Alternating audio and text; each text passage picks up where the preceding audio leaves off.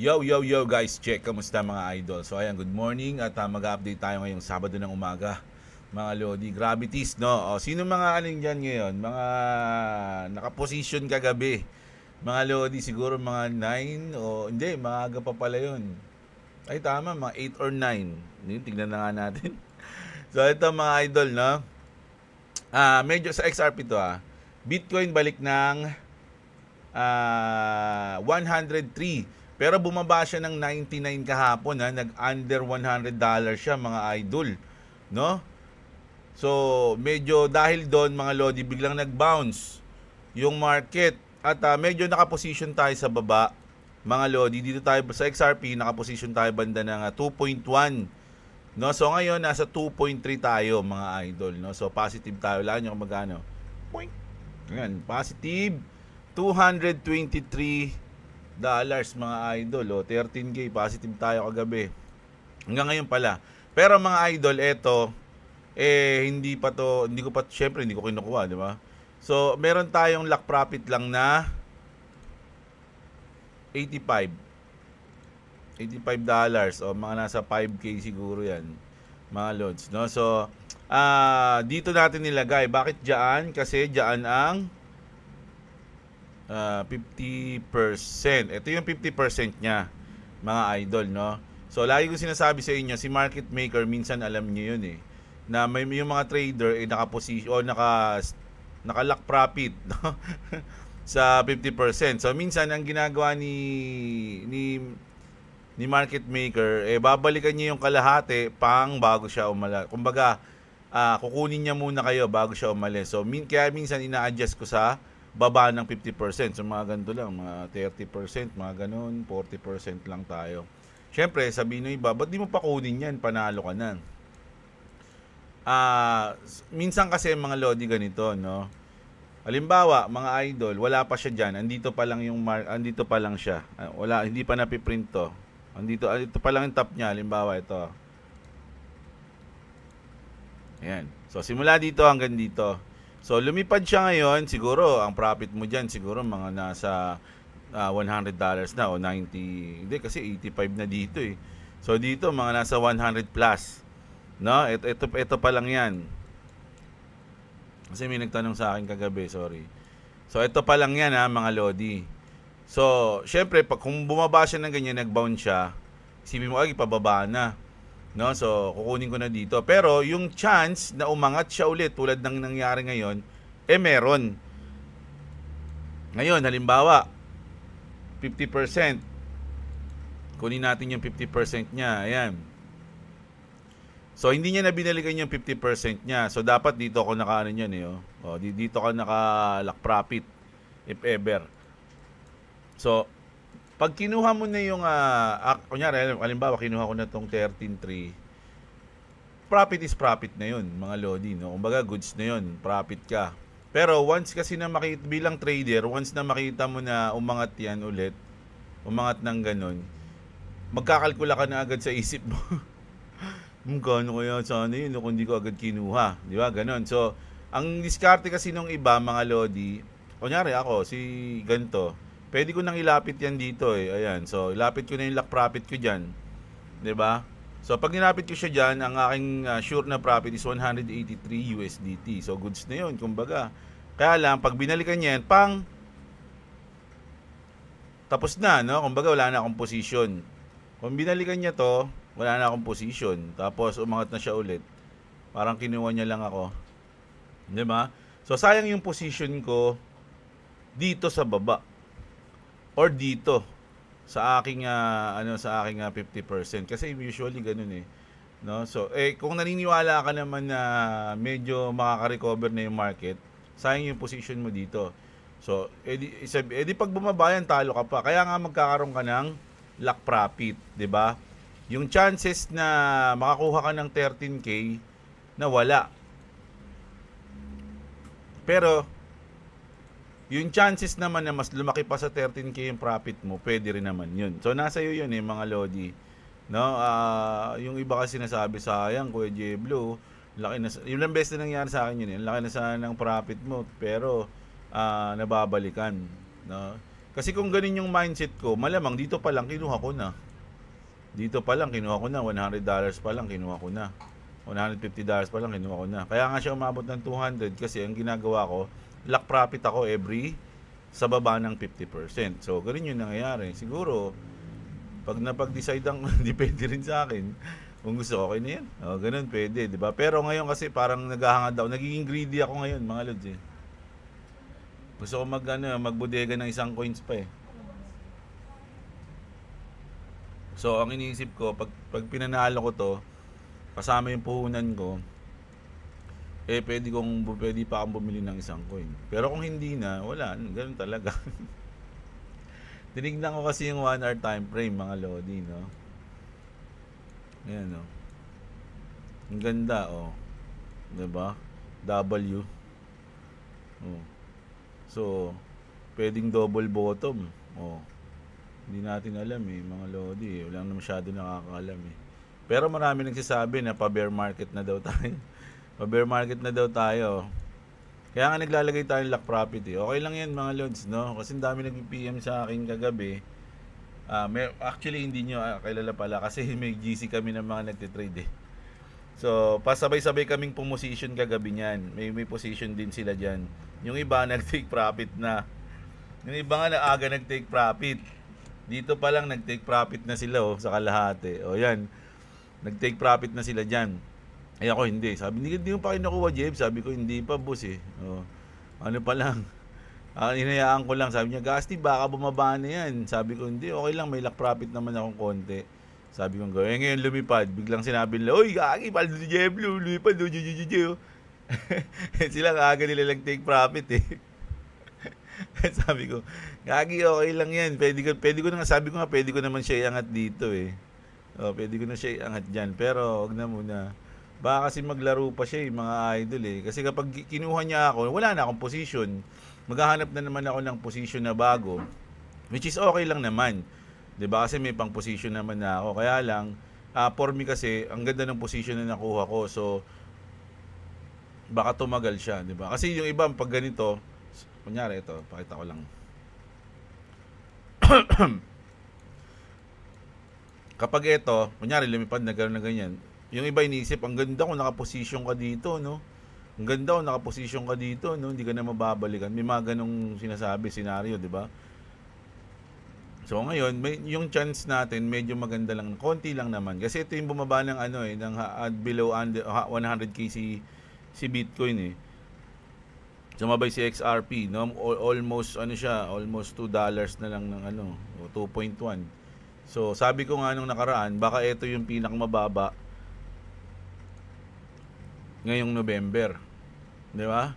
Ito na yung bottom ngayong November lang mga loading, hindi sinabing forever So November. So ito, pangalawa siya sa pinakamababa. Liquidity ko nga nandito banda, yan yung kulay green na guhit to. So kumbaga, medyo may chance na medyo mas malaki pa yung pwede mo ma-profit. Kaya naglalak profit ako ng medyo malayo sa mismong price niya ngayon. Oh, ayan. So, ayan, mag-news na tayo, mga lodi. Grabe, habang nagiinom ako kagabi, nakita ko, sabi ko, oh my God, yung lumipad Oh, tapos nagsabay-sabay kami nagkukwentuhan ng mga tsusotoy na kasama kong trader. So, ito na.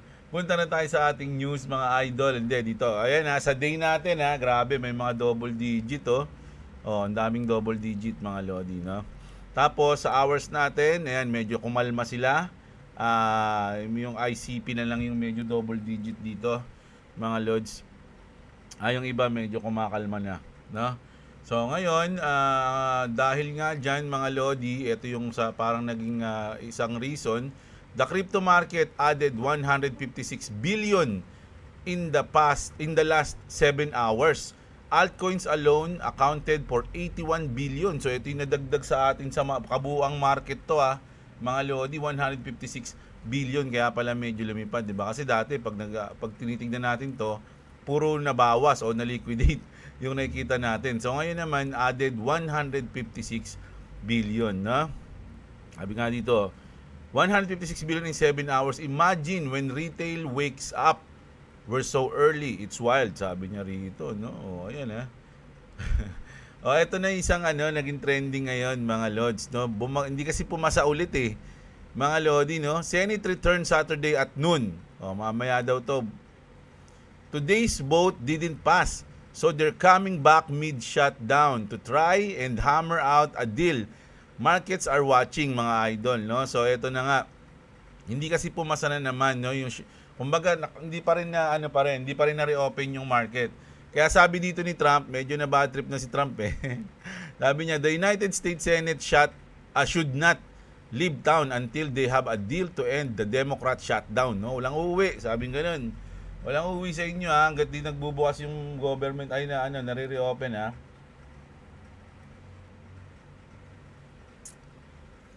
If they can't reach a deal, the Republicans should terminate the filibuster immediately and take care of our great American workers, mga Lodi, kasi ang daming napeperwisyo na nito. Trump is telling senators to stay in town until deal is reached. Meanwhile, here's the damage from 38 days of shutdown. Grabe. 42 million people at risk of SNAP disruption. 750,000 plus federal workers for love. Tama basa ko? For love. Hirap na na. 15 billion week in GDP impact. Flight delays piling up nationwide. This isn't just politics, it's the economy, travel, families, and markets. A resolution here could be a spark for risk asset. Eyes on DC, mga idol, no? So, actually pinipilit na ni Trump, mga Lodi, na ma-reopen. Kaya lang, syempre, yung mga Democrats ayaw bumoto, mga Lods, no? So, grabe. 53-40 something kanina. Kailangan kasi 60 yung boto, mga Lodi. 60 ba o 61? So, 53 kanina, nakita ko na wala yung ko eh. Pero 53, 40 plus something ganun. So, kulang pa, mga idol, no?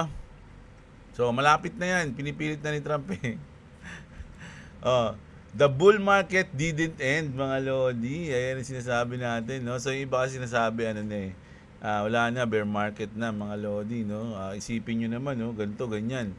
So, normal lang yan, mga idol. Alam nyo ba, nung nakaraang, pag pinanood nyo yung history ng chart, nung bawat cycle, kahit na bull market, nagkakaroon ng dip, mga Lods, no? Kahit na, di ba, ito, umataw siya pataas. Nagkakaroon ng dip na ganun, no? Tapos, tataas siya ulit, tapos didip ulit ng ganun. Pag ganyan yung nangyayari, mga idol, eh. Etong mga dip na yan, dyan na shake out yung iba. Naiisip nila na, ay wala na, pababa na, and then iiwan na sila, may naiwan na dito, yung ibang nagtiis, medyo na, tapos biglang bababa ulit, tapos syempre yung mga nagtiis, ay wala na, ito na yung pababa na to, tapos biglang mag-shake out sila, and then lilipad na naman, hanggang onti na lang matira sa dulo, mga Lodi. So hanggang saan ka ba aabot? Ilang shake out ang kakayanin mo, no? Tom Lee just laid it out clearly that the Bitcoin dip wasn't about fundamentals. It was liquidity plus shutdown, funding stress. The October 10 deleveraging. Ayan, it's not a structural break. Ayan, nabubulol na ako sa binabasa ko. It's not a structural break. Ayan. He says confidence take a couple more weeks to rebuild. But there's no systematic damage and no FTX style contagion this time, no? Kasi nga yung iba kasi ngayon mga Lodi, kung natatandaan niyo yung sa FTX, talagang dire-diretso yung bagsak ng FTX noon, talagang rekta bankrupt sila noon eh. Tapos sila yung sila yung pangalawa sa pinaka malaking crypto exchange, sunod sila sa Binance, mga Lodi. Imagine yung Binance na bankrupt. Imagine, sa dami ng mga investor doon, sa dami ng mga tao na may pera doon o nandun yung asset nila sa Binance, biglang nawala. Lahat doon nawala, mga Lodi. Ang laking pera nang nawala. Tapos yung confident ng mga tao sa mga crypto exchange nawala. Kaya yung iba ayaw na mag-crypto. Sabi, wala pa rin. Grabe yung nawalang pera dyan. Na-scam sila. Ganun yung sa FTX eh. Kaya talagang yung bad news nun talagang sobrang tindi, mga Lodi. Kaya yung market na nalaglag. Ngayon, hindi naman ganun eh. Mga idol, yung October 10, saglit lang eh. Halos 15 minutes lang yung bagsak niya, tapos nakarecover na agad ng kalahati. 'Di ba? Tapos, consolidation na. No? He says confidence take couple more weeks, no? Kumbaga parang ganun. Siyempre dahil nga bumagsak, magkakaroon pa ng ano yan. Kumbaga hindi agad-agad makakabalik yung mga tao eh. So kailangan pa ng mga ilang linggo o October 10 lang yun. So ibig sabihin mag-iisang buwan na, 'di ba? So pabalik na ngayon yung confidence ng mga tao. This was a shakeout in a bull market, not the end of one. So yun, tama yun, no? So tulad din sinabi ko kanina, nagkakaroon ng mga dip, mga lodi kahit na bull market. Kahit tignan nyo pa mga lods, ganun talaga yun. Tapos eto na. Ito tama rin to. Sabi ni Mike Novogratz mga lodi, I don't think anything fundamentally has changed in the crypto history. Ibig sabihin ganun pa rin. Cycle pa rin to mga idol. Kasi nawawala na tayo ng parang tiwala sa 4-year cycle lalong-lalo na nung walang nangyari nung October. Nung October na inaasahan, usually kasi pag cycle yung October tumataas. So ngayon hindi tumaas. Parang na-adjust lang siguro o na-delay yung bull market ng konti. 'Di ba? Parang ganoon. Pero tama kasi yung sinabi dito ni Tom Lee eh.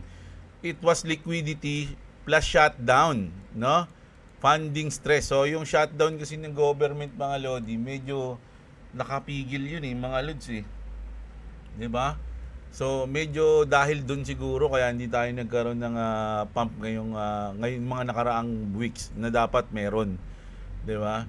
So dito medyo nagkaroon ako ng yung parang nakahinga ako ng maluwag kasi syempre nagkakaroon na rin ako ng doubt na baka wala na yung cycle eh.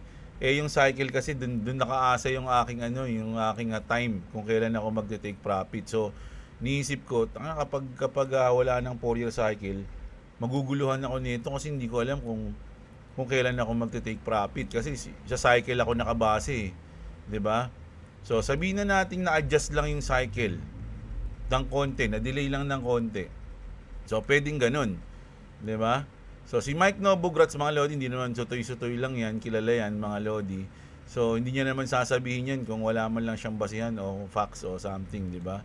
So sa akin, naniniwala ako dito mga idol. So, yun, good news to para sa akin eh. Para sa inyo ba, good news ba to? Sa akin, good news to eh. Natuwa ako dito eh. Tsaka sa sinabi ni Tom Lee, ayan, di ba? Na hindi naman talaga bear market o talagang hindi naman bear market. Kumbaga, bull market pa rin. Ayan, no? The bull market didn't end. Sabi niya, it's just restarted eh. Yeah, so, goods yan mga idol, no? Ito, SAY. Ito, maganda yan. Kasi itong SAY na to dati, nalito ako. Gusto mo bumili na ito dati. Nalito ako dito sa Suwi tsaka sa SAY dati. Yung SAY. Akala ko ayun yung Suwi nun eh. Grabe, 13%. 10 pesos to mga lodi. So, grabe to.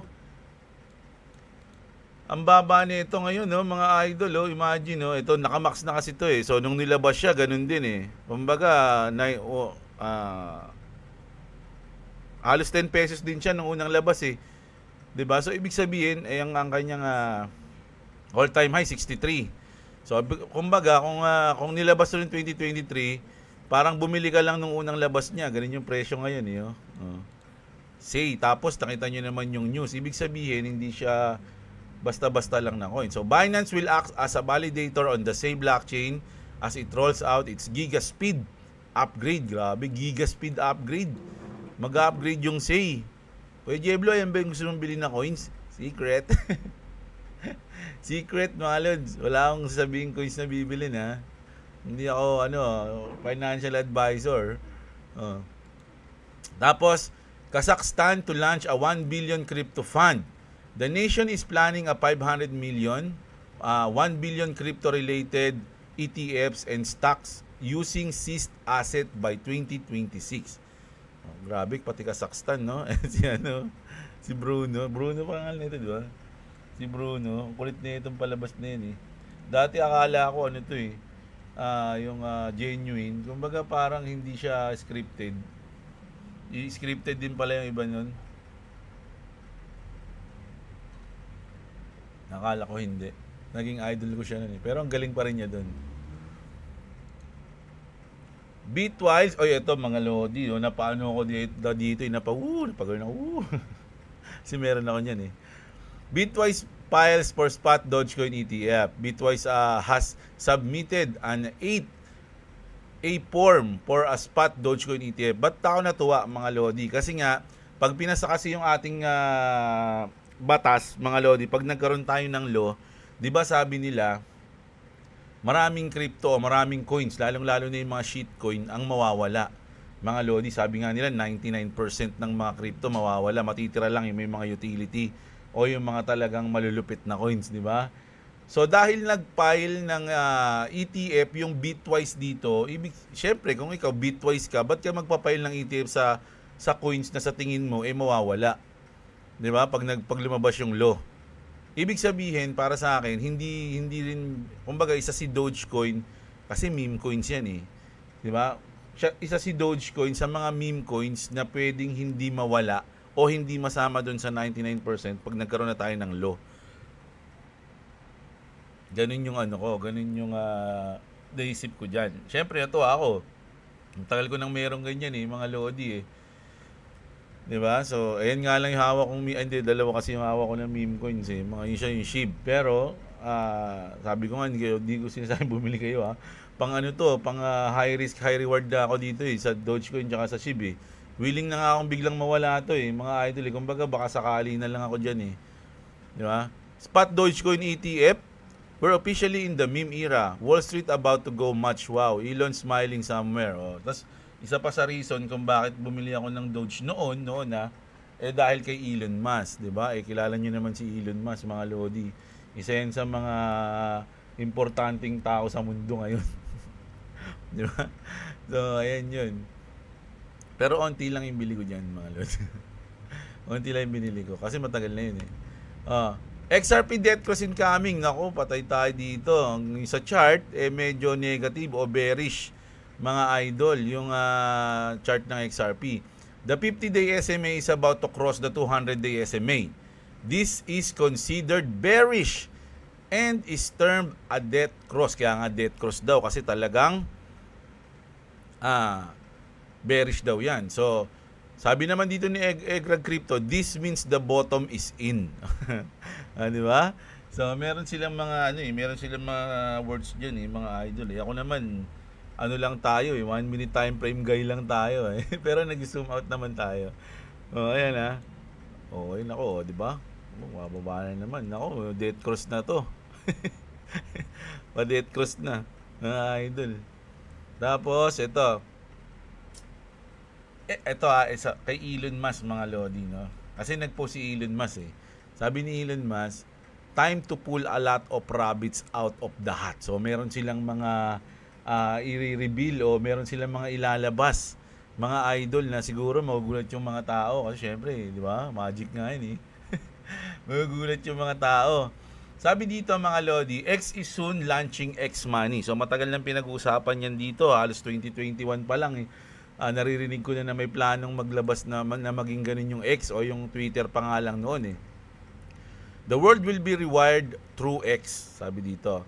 You thought XRP, XLM, and XDNA, Grok, yung XAI, and Starlink were unrelated. Sabi niya gano'n, tinanong niya tayo. Tingin niyo hindi magkakaugnay ang mga yan? You were wrong, sabi niya gano'n. So magkakaugnay daw yan. Let me show you the connection, sabi niya. Long before X was called X, there were people trying to build the Internet of Money. Ayan daw yun. Some build payments rails like XRP, cross-border remittance, bridges, XLM, and build sovereign identity and credential system, yung XDNA. And some build systems that spoke the same financial language. 2 decades later, the same blueprints are resurfacing. Only now, it's blockchain, liquidity, and digital identity. So, parang ganun din yun. Parang nag-iba lang ng pangalan. Back in the 2000s, Peter Thiel, yung PayPal co-founder, ito yung mga mga PayPal mafia, sila Elon Musk. And Elon Musk were working on sequencing and decoding DNA using futuristic tech with their company Halcyon Molecular. O yan yung daw nila dati company. Now, Stellar co-founder si Jed McCaleb, so yun nga yung sinabi ko kahapon, di ba? Is working on decentralized science o yung DeSci through his company Astera Institute. Today, DNA on Chain is working to build CK-proof privacy credential system on XRP Ledger.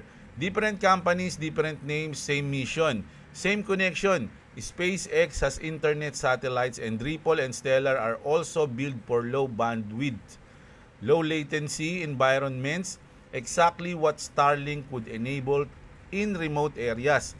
Ripple Labs and Stellar have already been working on offline payment solution. Coincidence, sabi niya, no? The world will be rewired through X, mga idol, no? So ito palang pagbili ni Elon Musk ng X o ng Twitter, kasama pala sa plano nila to, yung mga PayPal mafia. Mga idol, no? Sa tingin ko si Trump kasama nila mga lods. Sa tingin ko lang Kaya nga 'di ba nagtulong si Trump tsaka si Elon para manalo si Trump dati. Palabas lang nila 'yon na kunyari nag-aaway sila. Lalambingan lang sila sa sa social media, mga idol.